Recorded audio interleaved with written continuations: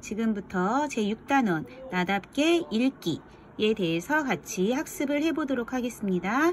나답게 읽기에는 3가지 소단원으로 되어 있어요. 첫 번째 소단원은 마음의 노래를 읽다, 두 번째 소단원은 인물의 삶에서 세상을 읽다, 세 번째 소단원은 책, 삶의 길을 열어주다 라는 소제목으로 단원이 구성되어 있는데 우리가 글을 읽을 때 중요하게 여기는 것이 바로 학습 목표라고 할 수 있죠. 소단원 1에 보시면 이 단원을 배우고 나면 자신의 관점에서 문학 작품 속 화자의 정서나 상황을 주체적으로 이해하고 평가할 수 있다. 문학 작품을 독자의 삶과 관련지어 해석할 수 있다 라는 학습 목표를 성취하게 됩니다.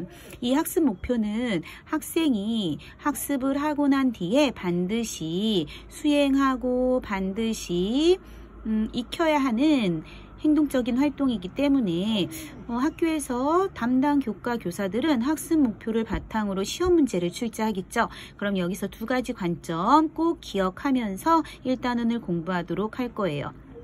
1단원에 나오는 시는 황지우 시인의 너를 기다리는 동안이라는 시와 이것을 적용한 상호 텍스트성을 관련 지어서 고래를 위하여 라는 시와 윤도현이라는 작가가 작사하고 노래를 지은 흰 수염 고래라는 노래의 가사인 시라고 할 수 있겠죠. 이 2 작품을 연관 지어서 학습해 보도록 하겠습니다. 자, 특히 황지우 시인의 너를 기다리는 동안이라는 시를 읽으면서 주체적인 해석을 바탕으로 기다림의 정서 중요합니다. 기다림의 정서에 대해 생각해 봐야 하고요. 이 시의 시인은 마지막 부분에 시의 착어에 대해서 이야기를 하고 있어요. 착어가 과연 어떤 해석을 가져오며 독자에게 어떤 이해의 확장을 가져오는지에 중심을 두고서 학습해 보도록 하겠습니다. 자, 그럼 첫 번째 소단원부터 살펴볼게요. 자, 졸지 말고 잘 들어주세요. 첫 번째 소단원은 마음의 소리를 읽다였어요. 자, 여기서 핵심 사항은 바로 여기 이 단원의 지식과 개념이라는 부분을 보셔야 돼요. 문학 작품을 해석할 때는 좁은 의미와 넓은 의미로 해석을 할 수 있어요. 좁은 의미는 무엇이냐? 문학 작품의 의미를 풀어서 알기 쉽게 이야기하는 것이에요.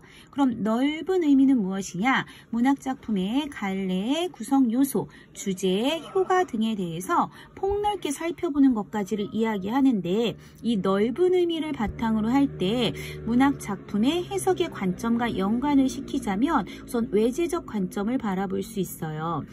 외자는 바깥 외라는 뜻이고 내재적 할 때 내는 안내자라는 뜻이죠. 그래서 이 안에 내재한다, 안에 있다라는 관점은 시를 볼 때 어떤 문학 작품을 바라볼 때 내적인 요소에 중점을 두고 작품을 해석하는 거예요. 시어, 시의 형식, 그리고 뭐 시적 화자의 정서 등등 이런 것들. 그래서 결국 문학 작품의 의미를 풀어 알기 쉽게 이해하는 거 아까 문학 작품 해석에서 좁은 의미와 연관되겠죠. 그런데 반면 넓은 의미인 외재적 관점이라는 것은 무엇이냐면 우선 첫 번째 표현론적 관점, 두 번째 반영론적 관점, 세 번째 효용론적 관점에서 작품을 바라보는 것을 이야기해요. 자, 가운데 작품이라는 것을 하나 글씨를 써보세요. 작품, 그리고 작품은 누가 만드냐면 작가가 창작을 합니다. 그런데 작품은 그냥 작가가 자신의 모습과 무관하게 그려내는 것이 아니라 자신의 삶과 자신의 문화와 자신의 생각을 근거로 하여 작품을 쓰게 되어 있는데 이런 작가의 삶이나 작가를 둘러싼 문화가 작품과 어떻게 연관되는지를 바라보는 것, 그것을 바탕으로 작품을 해석하는 것, 이것을 표현론적 관점이라고 합니다. 두 번째, 반영론적 관점이라는 것은 작품과 사회 문화적 현실의 관계를 근거로 작품을 해석하는 것을 이야기해요. 작품 속에 어떤 뭐 해라는 단어가 나왔을 때 이 해야 솟아라라는 박두진 시인의 해라는 시죠. 해야 솟아라에서 해는 조국의 광복을 이야기한다고 하면 여기에는 일제강점기에서 광복을 기다리는 그 당시 사람들의 모습과 그 당시의 시대상이 들어있다라고 우리는 살펴볼 수가 있겠죠. 이럴 때 작품과 사회문화적 현실의 관계를 근거로 작품을 해석하게 된 것, 이것이 바로 반영론적 관점입니다. 세 번째, 효용론적 관점은 작품이 독자에게 주는 감동과 교훈을 감동과 교훈을 근거로 작품을 해석하는 거예요. 하나의 작품을 읽고서 나는 이 작품을 읽고서 좀 더 순수한 사람으로 살기로 결정했어. 이런 느낌, 이런 교훈을 얻게 된다면 바로 이게 효용론적 관점이라고 할 수가 있습니다. 자, 밑에 예로 확인하기 있는데요. 이거 한번 볼게요. 푸른 하늘에 닿을 듯이 세월에 불타고 우뚝 남아서서 차라리 봄도 꽃피지 말아라. 낡은 거미집 휘두르고 끝없는 꿈길에 혼자 설레이는 마음은 아예 뉘우침 아니라. 검은 그림자 쓸쓸하면 마침내 호수 속 깊이 거꾸러져 차마 바람도 흔들지 못해라. 이 시는 이육사 시인의 교목이라는 시입니다. 자, 이 시를 우선 살펴보면 시인인 이육사는 1930년대 일제강점 하에서 조국의 광복을 위해서 끝까지 자기의 신념과 의지를 굽히지 않은 작가라고 할 수 있고요. 이런 작가가 살았던 시대의 현실이 이 시에도 드러나 있는데, 세월에 불타고 우뚝 남아서서 세월에 불탔구나. 그리고 낡은 거미집을 휘둘렀대요. 너무 힘든가 봐요. 그리고 또 밑에 보면 바람도 자신을 흔들지 못할 거래요. 바람이라는 어떤 시련, 고난 이런 것들을 일제의 탄압이라고 해석을 할 수가 있어요. 그렇다면 이건 일제강점기라는 사회적인 현실이 시 속에 드러난 것이다 라고 파악하는 외제적 관점 중에서도 아까 뭐였죠? 네, 반영론적 관점이라고 할 수가 있습니다. 자, 그럼 그 위에 내재적 관점으로 한번 이 시를 살펴볼게요. 내재적 관점으로 볼 때 서술어를 한번 볼까요? 차라리 봄도 꽃피지 말아라 에서 말아라, 뉘우침 아니라, 흔들진 못해라 해서 라라는 명령형 종결어미, 아니라라는 부정형 종결어미를 통해서 나는 결코 흔들리지 않겠다라는 화자의 굳은 의지를 드러내고 있어요. 이런 것들을 볼 때 이거는 시어를 바탕으로 작품을 해설했기 때문에 내재적 관점이라고 할 수가 있습니다. 자, 시를 바라보는 관점에 대해서 우리는 이렇게 살펴보았습니다. 자, 그럼 이제 우리가 배울 시를 한번 봐야 되는데요. 이 시를 읽으면서 우리는 앞서서 문학 작품을 주체적으로 해석하는 자세가 필요하다고 얘기했어요. 그리고 이 시에 드러난 화자의 마음을 살펴보는 것이 중요하다고 했기 때문에 시를 보면서 이 두 가지를 바탕으로 너를 기다리는 동안이라는 시를 한번 살펴보도록 하겠습니다. 옆에 보시면 시에 대한 전체적인 개략적인 이야기가 나왔는데요. 이 시는요, 누군가를 간절하게 기다리는 상황을 바탕으로 기다리는 사람의 정서 변화와 만남의 의지가 드러나 있는 시라고 할 수 있어요. 작품의 구조도를 보시면 처음에서 5행까지, 6행에서 12행까지, 그리고 13행에서 마지막 행까지 나누어서 의미상 구분해서 이 시를 해석할 수가 있습니다. 작품의 개관은 조금 있다가 다시 한번 앞으로 와서 같이 설명해 보도록 할게요. 자, 우선 황지우 작가는요, 1980년대를 사셨던 분이에요. 기발한 발상과 형식적인 파괴, 일탈 등을 보여주는 실험적인 기법의 시를 많이 발표를 하셨어요.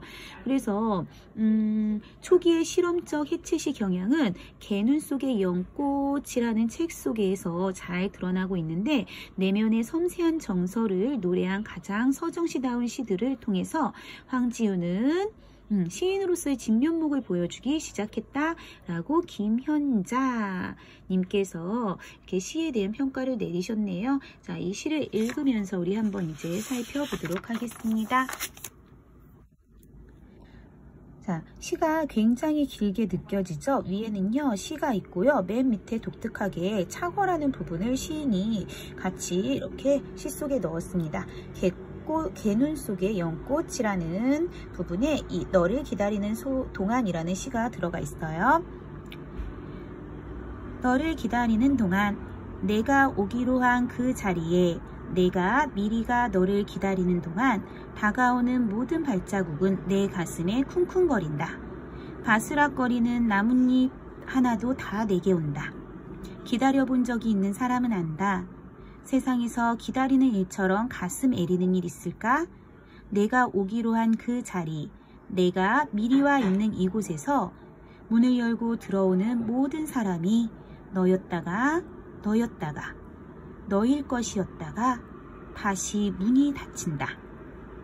사랑하는 이여, 오지 않는 너를 기다리며 마침내 나는 너에게 간다. 아주 먼 데서 나는 너에게 가고 아주 오랜 세월을 다하여 너는 지금 오고 있다. 아주 먼 데서 지금도 천천히 오고 있는 너를 기다리는 동안 나도 가고 있다. 남들이 열고 들어오는 문을 통해 내 가슴에 쿵쿵거리는 모든 발자국 따라 너를 기다리는 동안 나는 너에게 가고 있다. 착어. 기다림이 없는 사람이 있으랴. 희망이 있는 한, 희망을 잊게 한 절망이 있는 한 내 가파른 삶이 무엇인가를 기다리게 한다. 민주, 자유, 평화, 숨결더운 사랑. 이 늙은 낱말들 앞에 기다리기만 하는 삶은 초조하다. 기다림은 삶을 녹슬게 한다. 두부 장수의 핑경소리가 요즘은 없어졌다. 타이탄 트럭에 채소를 싣고 온 사람이 핸드마이크로 아침부터 떠들어대는 소리를 나는 듣는다. 어디선가 병원에서 또 아이가 하나 태어난 모양이다. 젖소가 제 젖꼭지로 그 아이를 키우리라. 너도 이 녹같은 기다림을 내 삶에 물들게 하리라. 자, 전체 시를 읽어보았습니다. 자, 그럼 우리 시를 한번 보도록 할게요. 1행부터 4행까지를 아까 우리가 묶었습니다. 내가 오기로 한 그 자리에 내가 미리가 너를 기다리는 동안 다가오는 모든 발자국은 내 가슴에 쿵쿵거린다. 자, 여기까지 보시면 시적 화자인 나라고 나와 있죠. 이 행에 내가 미리가 너를 이라고 나와 있는 부분에 나라는 시적 화자를 통해서 시적 화자가 시의 표면에 등장하고 있다라는 것을 알 수가 있어요. 그럼 시적 상황을 한번 살펴볼게요. 시적 화자인 나는 지금 어떤 상황에 놓여 있냐?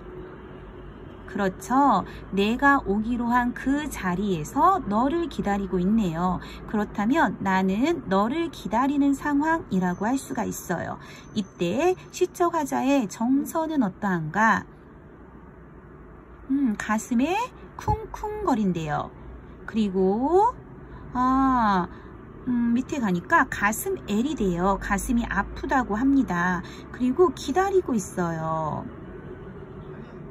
네, 이런 시어들이 반복되고 있는데, 그렇다면 이 시적 화자는 기다림의 정서를 가지고 있으며, 네, 그 기다림 때문에 마음이 굉장히 아프고 슬픕니다. 그럼 태도는? 네, 태도는 정서와 무관하지 않아요. 그래서 태도는 기다림의 자세가 드러나고 있네요. 시적 화자는 다가오는 모든 발자국은 내 가슴에 쿵쿵거린다 라고 표현하고 있어요. 얼마나 간절하게 기다리냐면 모든 발자국 소리가 마치 나에게 오는 것처럼 쿵쿵 음성상징어를 통해서 표현하고 있네요. 내 가슴을 쿵쿵 하면서 울리고 있어요. 소리를 흉내낸 말을 우리는 의성어라고 얘기하며 어떤 모양이나 태도를 흉내낸 말을 의태어라고 이야기하는데, 의성어와 의태어를 묶어서 음성상징어라고 이야기를 해요. 그래서 시 속에서 시에는 음성상징어를 활용하여 화자의 정서를 구체적으로 표현하고 있다라고 한다면 네, 맞는 말이 되겠죠. 또는 위시는 의성어를 사용하여 상황을 구체적으로 표현한다 라고 이야기해도 맞는 말이 될 겁니다. 자, 바스락거리다, 바스락, 이것도 소리를 흉내낸 말이기 때문에 음성상징어라고 할 수가 있어요. 자, 기다림의 간절함과 초조함이 잘 드러나고 있습니다. 다음 구절을 읽어볼게요. 바스락거리는 네, 여기까지 읽었죠? 나뭇잎 하나도 다 내게 온다. 기다려본 적이 있는 사람은 안다. 세상에서 기다리는 일처럼 가슴 애리는 일이 있을까? 가슴 애리다. 화자의 정서가 구체적으로 드러나고 있어요. 그만큼 기다림이라는 것은 굉장히 고통스럽다라는 것을 가슴 애리는 일 있을까? 리일까? 라는 의문형 어미를 통해서 물어보고 있지만 형식상으로는 의문형이지만 가슴이 애리는 일이 있니? 없니? 라고 묻는 것이 아니라 그만큼 굉장히 힘들고 마음이 고통스럽다 라는 평서형 진술을 내리고 있죠. 그렇기 때문에 이런 방법, 겉으로는 의문형이지만 화자가 직접 자기의 생각을 전달하는 서리적 표현이라고 할 수가 있습니다. 서리적 표현 강조하기 위함이에요. 내가 오기로 한 그 자리에 내가 미리 와 있는 이곳에서 시적 화자는 지금 너를 기다리면서 미리 와서 당신을 기다리고 있네요. 그러면서 문을 열고 들어오는 사람들을 쳐다봅니다. 넌가? 너였다가? 그런데 너일 것이에요. 맨 처음에는 강하게 희망을 가졌어요. 너라고. 하지만 아닌가? 불안감이 느껴지는 거죠. 그래서 너일 것이라고 추측을 합니다. 불안으로 정서가 변화했어요. 그러나 다시 문이 닫힙니다. 기다려본 사람들은 알잖아요. 기다렸는데 너일 거야. 그래 올 거야. 그러다가 올까라고 불안했는데 오지 않아요. 그때의 절망감은 이루 말할 수가 없을 거예요. 실망감과 안타까움이 시어의 반복을 통해 잘 드러나고 있습니다. 사랑하는 이여 오지 않는 너를 기다리며 마침내 나는 너에게 간다. 자, 그런데 위에까지 보시면 기다림과 실망감으로 인해 안타까웠던 이 시적 화자는 이제 다짐을 하나 해요. 사랑하는 이여 오지 않는 너를 기다리면서 그래 이제 기다리고만 있지 않을 거야. 마침내 드디어 결심했네요. 적극적으로 나는 너에게 갑니다. 화자의 태도가 변화했다는 거 이 부분 중요해요. 소극적인 태도에서 적극적인 태도로 변화했습니다. 아주 먼 데서 나는 너에게 가고 하지만 시적 화자와 시적 대상인 너는요 그리 가깝지 않네요. 아주 먼 데 있는 사이예요. 그러니 당연히 만나는데도 시간이 오래 걸릴 거예요. 하지만 나는 너에게 갑니다. 그럼 언젠가는 만나겠죠? 그래서 너와 만날 것이라는 확신이 드러나고 있어요. 아주 오랜 세월을 다하여 너도 나를 포기하지 않았어. 오랜 세월을 다하여 지금까지 너는 지금 아직까지 여전히 나에게 오고 있는 중입니다. 그럼 이 둘은 언젠가 만나겠죠. 이런 만남의 확신이 드러나는 구절이에요. 아주 먼 데서 지금도 천천히 오고 있는 너를 빨리 오지는 못해요. 천천히 지금 더디게 오고 있어요. 너를 기다리는 동안 나도 가고 있다. 하지만 나도 이제 적극적으로 가고 있어요. 적극적이고 능동적으로 가고 있는데 기다리는 동안 가고 있대요. 이상하네. 기다리고 있는데 어떻게 움직일 수 있죠? 앞뒤의 내용이 모순되지만 이 모순을 통해서 그래 나는 꼭 너를 만날 거야 라는 만남의 의지와 희망을 드러내고 있습니다. 겉으로는 모순되지만 그 속에 진리를 담고 있는 방법, 이것을 우리는 역설적 표현이라고 합니다. 역설적 표현을 통해서 만남의 의지를 강조하고 있죠.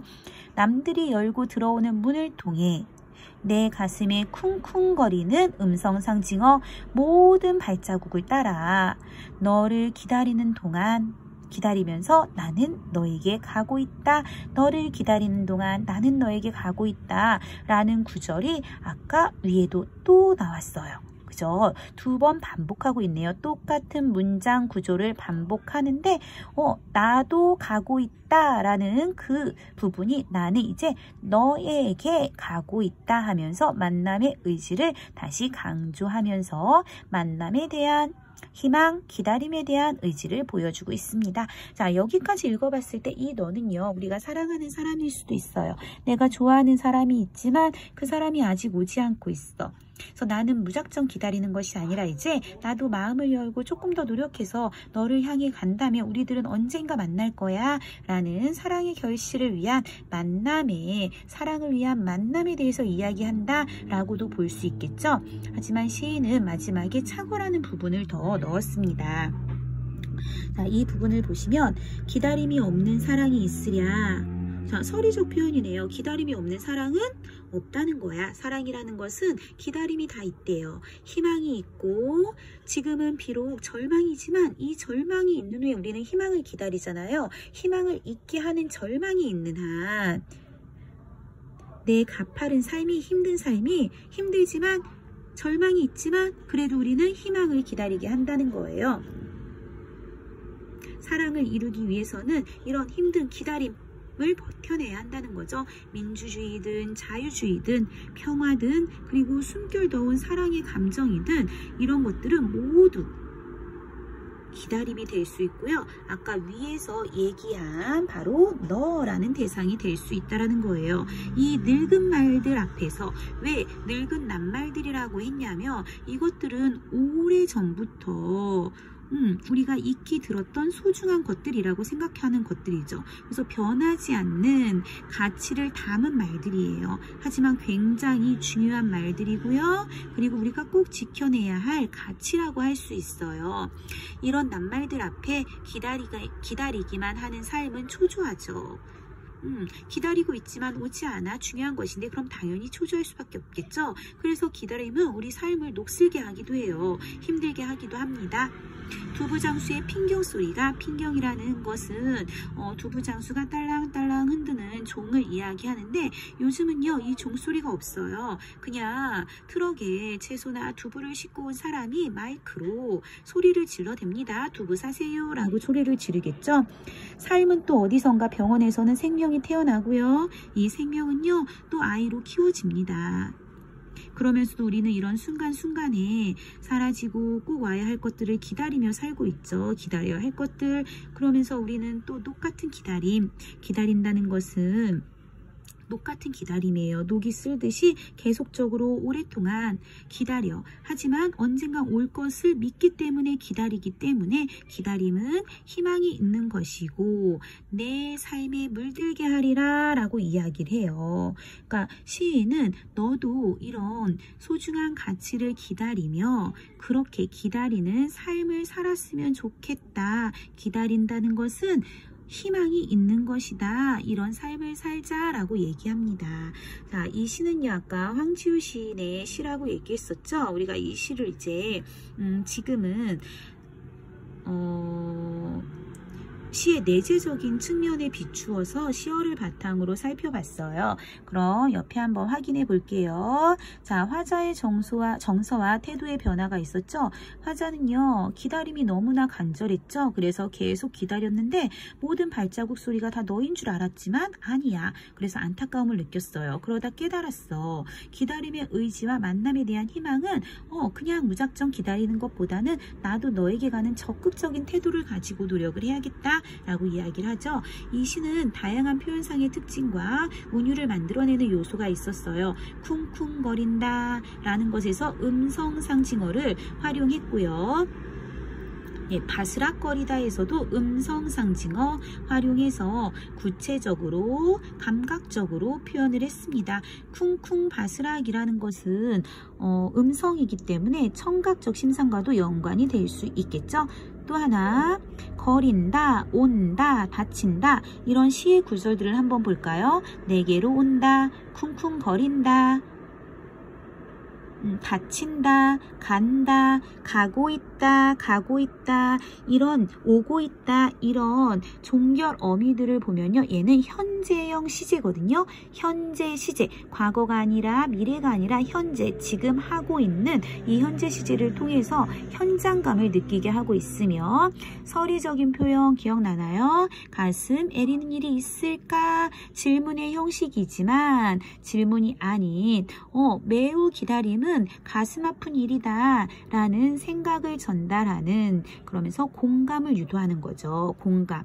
그래, 맞아, 가슴 아픈 일이야 라고 공감할 수 있게 유도하는 서리적 표현 사용되었습니다. 자, 오다, 가다, 너였다가를 한번 살펴볼게요. 자, 너였다가, 너일 것이었다가 비슷하지만 조금씩 변화를 주고 있어요. 반복과 변주 또는 반복과 변화라고 이야기를 합니다. 자, 오다, 가다, 너에게 가고, 보이죠? 너에게 간다, 지금 오고 있다. 이런 부분에서도 반복, 변주 사용되었습니다. 그러면서 반복하고 변주한다는 것은 운율을 만들어내고 반복, 운율을 형성하며 의미를 강조하는 역할을 해요. 자, 이 시의 마지막에 나와 있는 이 착어는요, 이 시를 읽은 다음 착어를 읽으면 시어의 의미에 대해서 다양하게 해석할 수 있는 관점을 열어줍니다. 그래서 이 착어는 작품에 대한 작가의 생각을 드러내고 있으며 시의 의미를 모호하게 한다는 거. 이 얘기는 뭐냐면 이 착어를 읽고 나면 이 기다림의 대상이 사랑하는 사람이 아니야? 그럼 도대체 뭐지? 그럼 자유인가? 민주인가?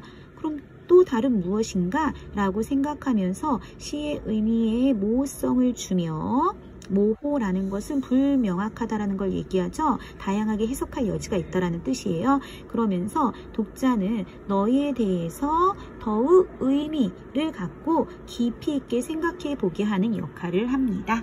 자, 이게 바로 착어였어요. 자, 그럼 우리 다시 앞으로 넘어가서 시의 정리를 한번 보도록 합시다. 자, 너를 기다리는 동안에서 다시 한번 살펴볼게요. 누군가를 간절하게 기다리는 상황을 바탕으로 기다리는 사람의 정서 변화와 만남의 의지가 잘 드러나고 있는 시였다. 이렇게 세 부분으로 그냥 나누어서 이런 시행을 나누는 건 외울 필요는 없고요. 그냥 의미를 전체적으로 파악하면 됩니다. 이 시는 당연히 현대시겠죠? 자유시고 서정시예요. 감각적, 아까 왜 감각적이었지?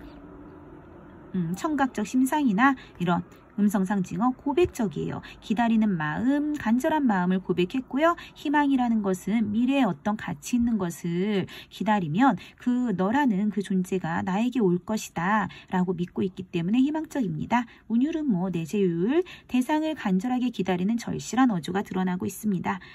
기다림의 절실함과 만남의 의지에 대해서 노래하고 있는 시이고요. 특징은요, 기다림의 정서를 음성상징어를 활용하여 감각적 연결되죠. 청각적 심상과 연결됩니다. 기다림의 과정에서 드러나는 정서의 변화를 섬세하게 표현하고 있다. 정서 소극적에서 적극적인 정서로 정서 태도 연결시켜도 돼요. 바뀌었고요. 역설적인 표현 사용됐어요.